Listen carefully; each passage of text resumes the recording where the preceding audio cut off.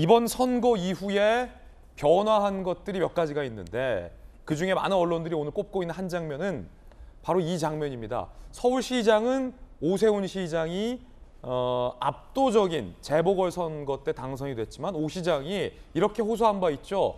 시의회의 다수가 민주당이라 일할 수가 없다.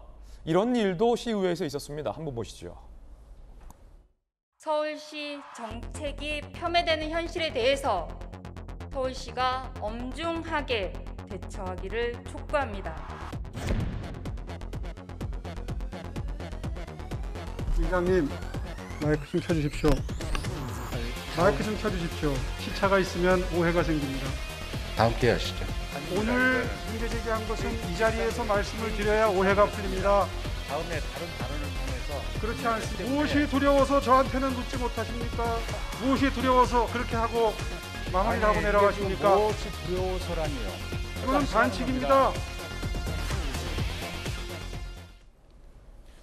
오 시장은 서울시 의회에서 발언권조차 제대로 얻지 못했다라고 항변을 해왔습니다. 유세 때도 이렇게 비슷한 말을 했습니다. 민주당의 의석이 다수가 시의회 의석이 민주당 소속이라 일을 할 수가 없다라고 말이죠. 지난 1년 동안 90% 이상이 민주당 시의원들이었습니다. 정말 죽는 줄 알았습니다. 짐작이 가세요? 무조건 반대하는 데는 이길 사람이 없습니다.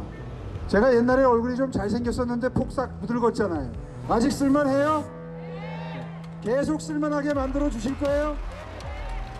10년 전에 제가 시장할 때 그때 4년, 5년 동안 서울시가 엄청난 속도로 바뀌면서 곳곳에 변화가 생겼던 거 지금 생생하게 기억하고 계시죠? 이제 그런 전후의 기회가 다가오고 있습니다. 서울시장, 구청장, 시의원, 구의원 한꺼번에 다 일할 수 있도록 힘을 모아서 3분의 2 이상만 만들어주시면 그때 그 대한민국 심장 서울이 고동치면서 변화했던 그 변화를 제가 다시 한번 만들 수 있다는 기대, 희망에 차서 여러분들을 뵙고 있습니다. 꼭 그렇게 만들어주실 거죠?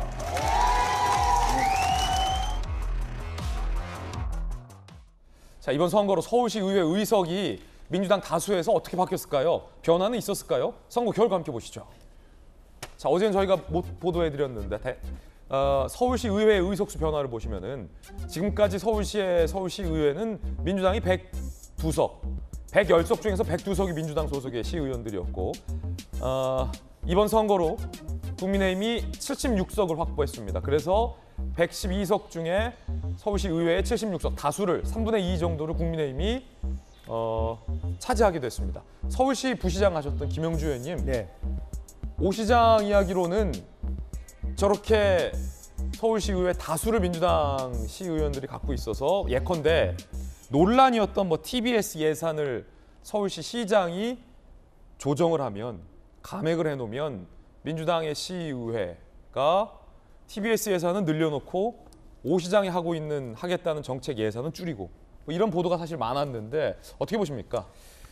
사실 제가 부시장 할 때도 마찬가지로 말하자면 10명 이상이 돼야지 교섭단체를 만들잖아요. 그렇죠. 지금 현재 국민의힘의 시의원은 교섭단체도 안 됐기 때문에 저도 제 역할이 오히려 민주당 의원들한테 잘하기보다는 국민의힘 의원들, 개별 의원들에게 오히려 지원해주는 그런 역할이었습니다. 너무 극단적으로 김영주 의원님 부시장하실 때. 예. 그래서 저는 저런 게 별로 좋지 않다라고 생각하고 오히려 지금처럼 7대 3이든 어쨌든 기본적으로는 야당의 시의원들이 견제할 수 있는 것, 또 여당은 여당대로 힘을 갖고 일을 할 수 있도록 그렇게 시의원들을 구성해 가는 게 저는 맞다고 생각이 들고요. 그러다 보니까요, 제가 오히려 그 당시에도 민주당 시의원이 다수이고 시장이 민주당인데도 이제는 야당이 견제하는 게 아니라 여당의 민주당 시의원들이 시장을 견제하기 했거든요. 이제 그런 정도로 오히려 좀 다수의 행포가 존재하게 됩니다. 그래서 오 시장이 답답함이 분명히 있었을 거라고 생각이 들고요. 이제는 새롭게 기회가 되었으니까 나름대로 새로운 시장과 부시장이 여야 모두가 적절하게 균형과 조화를 맞추면서 시의회가 구성돼서 실질적으로 시민들한테 이바지하는 시장과 집행부와 의회가 되기를 바랍니다. 예. 근데 아까 그 오세훈 시장이 그 서울시 의회에서 보여준 태도는 또 지적을 하지 않을 수 없는데 예. 성북구에 이제 이경선 의원이 뭘 물었는지 모르겠습니다만 그 시정 그러니까 의견을 듣고자 하는 게 아니라 서울시를 운영하는 데 있어서 의견을 잘 들어라라고 하는 이런 그 본인의 주장을 뭐 아마 5분 발언이나 이런 걸로 얘기한 것 같아요. 그러고 들어가면 그것과 관련해서 들으시고 그냥 하면 되지. 그리고 뭐가 불만이 있으면 그거를 보도자료를 내거나 기자회견을 하거나 하시면 되는 거지. 왜 나한테 발언권 안 주냐. 저건 행패죠. 그러니까 거꾸로 얘기해서요. 만일에 여러분 생각해 보십시오. 대통령이나 국무총리가 국회에 와가지고 대정부 질문이 아니라 어느 한 의원의 5분 발언이 자기한테 기분 나쁘고 비판적으로 들렸다고 해서 의장한테 뛰어나가가지고 나 발언권 달라고 그랬다고 생각해 보십시오. 천하의 코미디예요. 예. 이 저분이 저런 태도가 되게 문제인 게 그 처음 두 번째구나. 두 번째 그 시장 하실 때도 그 무상급식 예산 그거 서울시의회에서 편성하잖아요. 그거 받기 싫다고 시장직 걸고 그 저기 뭐 저 투표하자고 그러고 정치 난동이었어요. 그거 진짜. 그러니까 지금 10년 동안 백수 생활하시다가 겨우 돌아오신 건데 야인 정치 지금도 야인. 저렇게 하시면 안 돼요. 아니, 저희 업계에서는 정치 예. 백수라고 그러는데 정치 백수라고 해요? 저렇게 하시면 안 된다고. 그러니까 알겠습니다.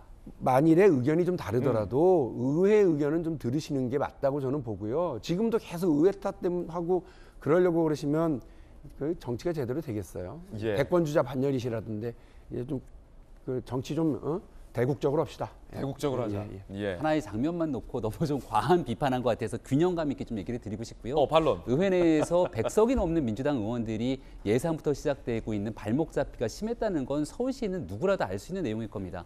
최소한의 발언권조차 주지 않았던 내용에서 항의를 하고 메시지를 전달했던 내용들 그리고 충분하게 소통하기 위한 노력을 했기 때문에 그래도 1년의 서울시정을 잘 이끌어왔다 이런 내용에 대한 평가가 있었다는 점을 말씀드리고 예. 장관이나 총리 그리고 여기에 대해서 국회 내에서 오히려 오만하게 행동했던 모습들에 대한 단면은 국회 내에서 질문하는 의원을 대상으로 장관이 소설 쓰시네 이렇게 얘기하는 정도 수준은 돼야 비난의 대상이 되지 않을까라는 말씀도 덧붙입니다. 추미애 전 장관이시죠. 예, 이야기 들어봤습니다.